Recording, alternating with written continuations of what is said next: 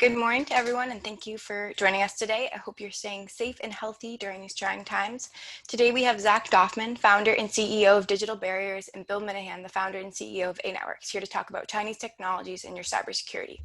Zak and Bill are experts in their own individual fields as well as a few overlapping ones. Today, they're going to discuss some of the major pain points in cybersecurity, Chinese technologies, and 5G. If you have any topic-related questions during the discussion, please send them through the chat. We want to make this as useful for you as possible, so please ask questions. Zak Doffman is a CEO and founder of Digital Barriers, a UK-based surveillance technology company skilled in defense, security, and counterterrorism. Doffman is a frequent contributor to Forbes and is an expert in Chinese technologies and cybersecurity. Zak is a key influencer in the emergence of edge intelligence, AI surveillance, and the public safety versus privacy debate. He writes extensively about the intersection of geopolitics and cybersecurity and analyzes breaking security and surveillance stories. We will link some of his recent works in our follow-up email. Thank you for joining us today, Zak. No problem. Good to be here. Bill Minahan is a leading IT and security expert for the last 25 years. Bill is the founder and CEO of aNetworks, an IT and cybersecurity company. In the 80s, Bill was one of the top hackers in the world, but after college, Bill decided to use his technology gifts for good and founded his first company selling hardware and computers at the age of 22 and has been helping businesses protect their data ever since. Apart from running aNetworks, Bill is a board member of the Entrepreneurs Organization Boston chapter, an avid scuba diver and instructor, a 10-time Grand Champion barbecue pit master, and a previous local leader serving his town as a finance committee chairman and selectman for over 13 years. So without further awesome, ado, Zak. It's such a pleasure to have you here today. Did a lot of research on your company and some of the technology that you guys are doing in your company. And I really want to dive into just really like the different technology solutions that you guys are offering and helping out. And we'll kind of work it, a little bit after that. But I wanted to talk about EdgeViz Shield, but obviously we only have a certain amount of time. But that sounds like some really cool technology. So definitely go to your digitalbarriers.com. Check out that. That's pretty cool on how basically building a digital wall and stopping people from getting into countries without having to put up a physical wall. So it's pretty cool technology. But what I want to talk about, one of the things is the wireless city surveillance systems, EdgeViz Live, SmartViz Face. And China, after doing some research around this, I think they call this like smart and safe city technology. So talk about your technology and how it looks like EdgeViz Live is more of like a codec that the company developed to be able to condense a lot of traffic into very small packets. And then SmartViz Face is a way to basically look at somebody's face and maybe, if I was part of a database of bad people and I'm walking through the city, they could see a red square go around my face and go, that's a bad guy. We may need to take some action. But why don't you explain it? Because you know your technology way better than I do. Sure, no problem. So we basically specialize in what we call edge surveillance. So, and that can be multiple forms. So the body-worn cameras that police officers have these days, it can be technology in vehicles, or you talked about a digital wall, which is the digital wall that Trump made famous. But in essence, it's trying to protect a border or critical infrastructure without putting up a huge physical wall or fence. We developed our technologies with US Department of Defense. We work with most of the federal law enforcement agencies in the US. We're kind of based between the UK and the US, and then equivalent agencies here. I'm based in the UK and across Europe and Asia. You talked about smart cities, safe cities. Basically what that is the use of AI and other kind of intelligent analytics to try and make cities function more efficiently, more effectively, and more safely. And all the big guys are in the mix of this, the IBMs and the Accentures and the Googles and the AWSs, and they're all pushing tech out. What we do is we focus on the bits where you need to be, edge intelligent, as we call it. It needs to be on wireless tech. So we're, for example, a global partner of Vodafone, big phone company, and we provide their surveillance technologies. We're doing the same for a few other partners of that kind of size. And we're, as you said, we're able to move video around over very narrow bandwidth, so it's almost zero latency. We can get down to kind of 2G, never mind kind of 3G, 4G, and 5G. It dovetails nicely into the China thing I know you guys are interested in. China is the home of the smart city. The Chinese unicorns, the AI technologies have kind of operated in what you could think of as a surveillance laboratory. They've been unfettered. They can do whatever they like. You talked about facial recognition. Facial recognition, it's kind of its spiritual homes in China. Forgetting about what takes place in Xinjiang, which is, as you know, in the Far West, is where there's kind of subjugation of a minority Muslim population. But if you put that to one side, even in the Beijings and the Shanghais of this world, there are huge law enforcement programs that are pushing out facial recognition and other types of detection and classification. And therefore, their technology companies can hone these capabilities and develop them on a kind of a population that doesn't have much say in the matter. There's no protests and moratoriums on the use of those technologies in China. And Huawei, I know, is kind of at the tip of everyone's tongue at the moment. Huawei, in addition to selling smartphones and 5G kit, also has a very large cloud and smart city business, and it kind of exports those technologies to 150, 160 cities around the world. It's all the same stuff. Zach, can you take, so basically the technology allows you to take something from my driver's license, which is in the Massachusetts database, I'm from Massachusetts, or my passport, my US passport, take that picture. Can you find me in a city just based on those just on photos now, right? Is that kind of what the technology is going towards? Theoretically, I mean, facial recognition is all about maths and devil's in the detail. So theoretically, you take your driving license photo, and then we could identify if you walk past a CCTV camera. But in reality, it doesn't really operate that efficiently at that kind of scale. So if you took, I don't know how many millions of people are in the same kind of driving license authority database that you're in, but a few million people, and then you put those photographs up in a busy city centre location where you have tens or hundreds of thousands of people going past. Every single one of those people that walks past the camera has to be compared theoretically to every single one of the millions that are in the database. And it becomes, even if you had an error rate of kind of sub 0.1%, when you do those kinds of maths, you're still talking about thousands of false calculations. So what tends to happen is you focus in, you take a subset of what you're actually looking for. So in law enforcement, for example, where facial recognition is useful and valuable, it's all around looking for people that are a threat to public safety. And I've used this example before, but I think if you were on some kind of minor outstanding warrant for a beef you got into on a brawly Friday night, the idea that facial recognition would pull you out of a crowd feels dystopian. You wouldn't have a huge amount of public support. But if I told you here in London there was a terror cell, and we knew who the guys were, and they were operating one of the mainline railway stations, then I think many or most members of the public would be quite supportive of the idea that we'd use whatever technology we had to try and pull those guys out of the crowd and stop them creating a situation that caused harm to the public. So I think facial recognition is all about the detail. It's all about being appropriate and proportionate. But the one thing is absolutely clear: pre-COVID, facial recognition was on a tear. It was on the rise. The irony of the protests that have created quite a backlash against that kind of technology is that COVID has created a real need for contact-free identity assurance. So what we've seen in airports and going through using our faces to, against our biometric passports, we've all seen that for a few years. We're going to see an escalation of that for things like, signing in at reception desks or smart gate entry, getting access to various types of locations, because you don't have to put a pen or type into an iPad or anything, which clearly represents a health risk at the moment. Yeah, right. How is it with the masks and doing facial recognition? With everybody wearing masks now, how is that? I'm sure that's something your team is trying to figure out pretty well, or maybe have already. Well, I mean, clearly it's terribly painful for facial recognition technologies, and I think that's been written up a fair amount in the media as well.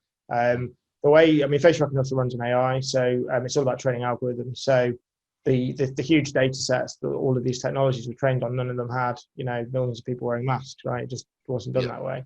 Now you could absolutely train facial recognition to recognize people with masks on. You just have a database full of people with masks on, and then it would look for the other features on the face, but it hasn't done that way. So absent the technology evolving and changing, it will always be less accurate than it was prior to that. Right. Okay, the other thing which is really important to add, I mean, we sell our technology into counter-terror and specialist areas of defence and security. I mean, clearly they're looking for bad guys, and the bad guys know they're being looked for. So anything that enables a person to hide in plain sight becomes key. So now it's quite acceptable for somebody Right. to walk through a street. Forget about the medical masks, but I can, Right. pull a sheet up over my face, and people kind of ignore it these days, and that does make it a lot easier for people to hide. I went to a convenience store that I go to really regularly, and I said to them, I said, walking in here with a bandana around my face, if you told me 6 months ago I was walking into a convenience store with a bandana around my face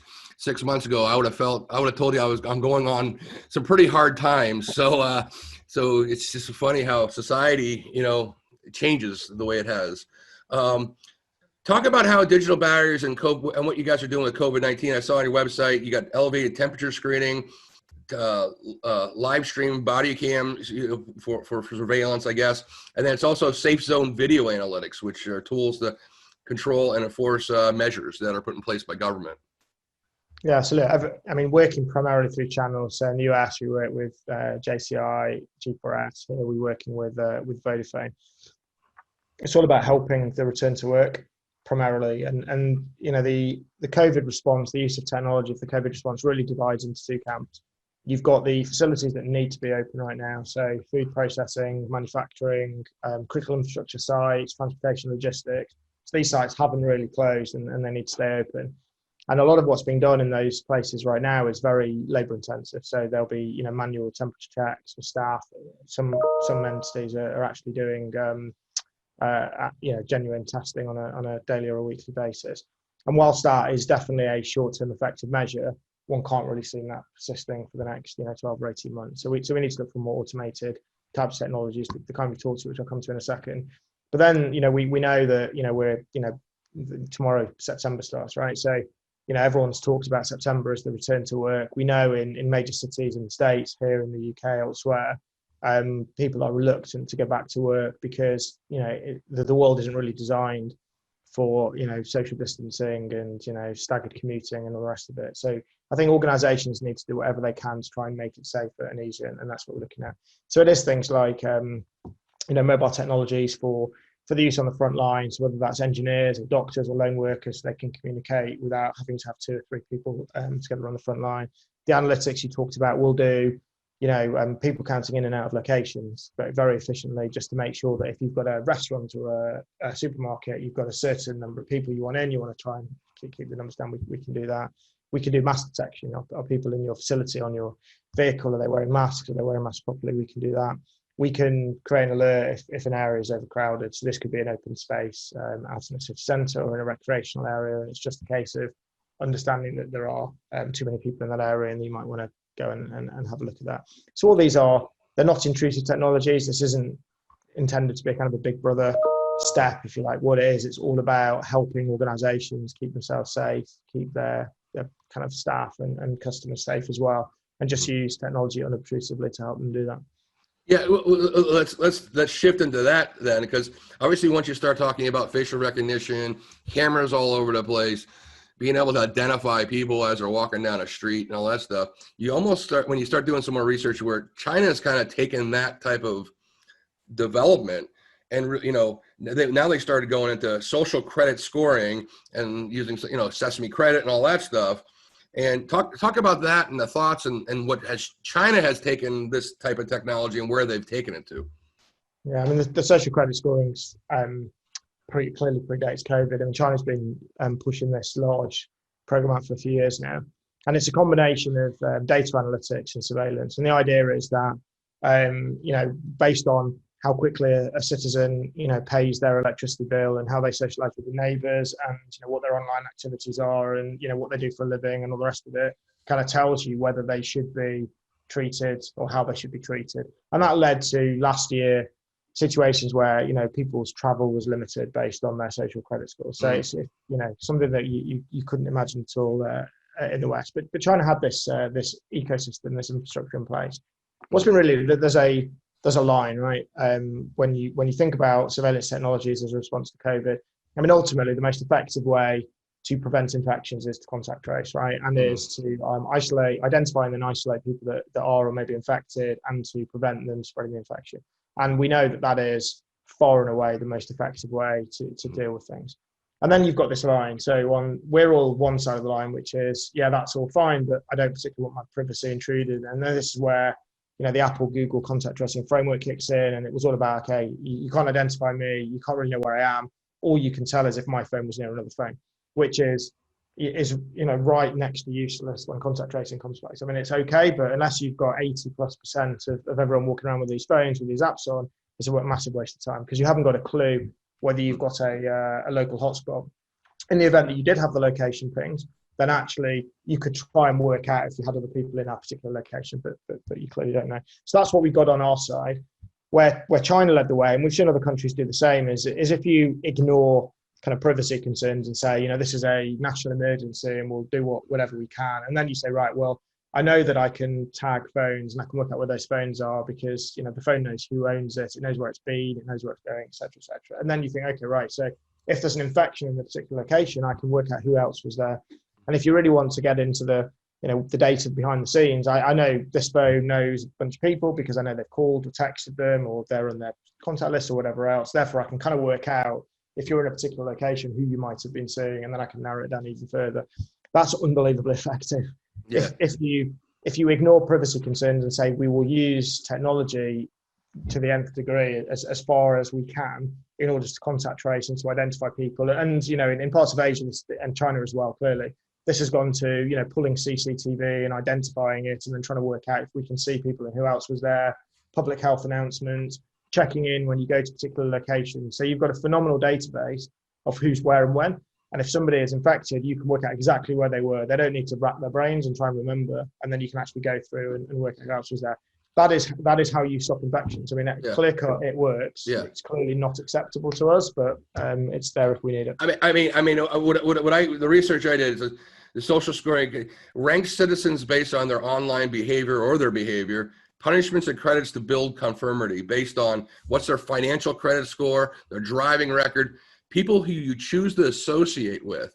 So Zach, if your social credit score was a little lower, doing this webinar with you probably shouldn't happen because you don't meet my standard there, and I wouldn't want my score to be affected by that. Anyway, people you associate with, political affiliation, how many children you have, how much time you spend playing games and browsing social media, volunteer work or lack thereof, your faith, spending habits, day-to-day behaviors. And what's really unique about what they're doing is all represented to a number that you, the government, your friends, family, neighbors, business associates, clients, everyone can see, which is amazing. So if you even think about that and tie that to COVID-19, where, hey, I'm associate, in Massachusetts, no group's bigger than 50.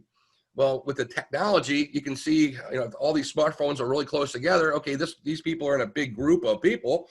These people aren't complying. Now, because we're not complying, now my social credit score goes down, and I'm not being a good citizen at this point. And that's the scary part, of where this technology can really go, and what China has done we totally don't care about any type of privacy at all. Yeah, I think the social credit scoring kind of predates COVID. I think the COVID has taken it even further and made it much more immediate. The social credit scoring is kind of a legacy thing. It doesn't have a real immediate instant effect in the way that the COVID stuff has. Look, I talked about there being a line and the level of surveillance, what we have and what they have in China and a few other countries. The other part is the way you link somebody's compliance with contact tracing to their ability to travel. So the other thing that you can do, and clearly China has done, is it does this as part of the social credit scoring system, if you like. It will issue a QR code. So you've got, it's a green code, off you go. And if you haven't, then you can't go out. So for example, if your phone was seen near somebody who tested positive, you would lose the right to travel or go into a bar or restaurant until you've been tested and you're clear. Again, immensely effective, but completely unacceptable to us we're still hanging on to semblance of privacy. But China has locked down millions of people when it's needed to. It has stopped people traveling. It has closed transportation links, schools, workplaces. It has acted the way you'd expect China to act to control infections, and that has been effective, notwithstanding it was slightly late to the party in doing all of that. So going back to like the social credit scoring, Currently, right now, there are 23 million Chinese citizens with low credit scores, and they're blacklisted. So they even go to the point, if you got a low credit score or low social credit score, banned from booking planes and travel, public shaming of those citizens with the lowest scores, with pictures and addresses put the social pressure on them to alter their behavior, blacklisted for financial or employment resources, and limited access to housing. I mean, this is like Big Brother, and I guess that's the part that kind of scares me is, the path to hell is always paved with good intentions, especially with the technology. I love technology, as you know, but we're really giving this power to our government officials to be able to link like technology like yours to a good AI source, and then you got a whole bunch of, and the U.S. laws are not really clear on who can use this technology and how it's going to be applied. So really then it comes to, who determines what's moral, what happens when our legal system is not sound, especially with all the protesting and all the other stuff that's going on here in the U.S. And there's really a potential for something good to become very harmful, don't you think? Or how do you think society, especially from Eastern to Western, how does that tie together? And because it seems like the Eastern culture is really going really crazy with this, and the Western hopefully is slowing down, but you see things that are going on in Australia that they're starting to slowly adopt a lot of this technology. Yeah, I mean, it's all degrees, right? I don't think there's anything good about social credit scoring in the way that China's doing it, and I don't think we've got any of that in the West, not in this way. I think what's really interesting is that you are clearly all being tracked. You're being tracked by pings from your smartphone, the permissions you give to the apps that you use on your phone. Worse on Android than iOS, but it's still not yet great on iOS. And that has a kind of a running commentary of where you've been and what you do and what you look at online and all the rest of it. So in the West, we are more tracked commercially than we are by law enforcement agencies. And what we saw in the US over the last few months is we've actually seen initially to track coronavirus infection movements, and then latterly with the protests, the federal agencies kind of bypassing some of the kind of the warrant requirements and just going and buying commercial data that's off the shelf, and they can just see what's going on. And that just gives you a sense of the data that's sitting behind there. There's no virtuous things to say about China's social credit scoring. It's a horrific system. And in places like Xinjiang, where it's using technology to subjugate parts of the population, to imprison them, to track them in absolute real time using phone apps and face recognition and the rest of it. It is a horrific use of technology. The issue that we have when you step back from China is that the organizations that develop those technologies and hone them in a way that Western companies clearly cannot are then selling those to other parts of the world. So China's on an export mission, has been for a long time now, with all of these technologies, not into the US, although there are some of them that have been sold in the past in the US, parts of Europe, the Middle East, Africa, the rest of Asia. And so these technologies that are honed in China's surveillance state find their way into smart city schemes you talked about before as the underlying capability. They obviously don't go as far as the Chinese authorities go, but it's the same underlying capabilities that are put in place. We only got like 7 minutes left, and Zach, I want to keep you to the timeline. I know you said you only had a half hour, so I don't want to be disrespectful for that. So we got 7 minutes left.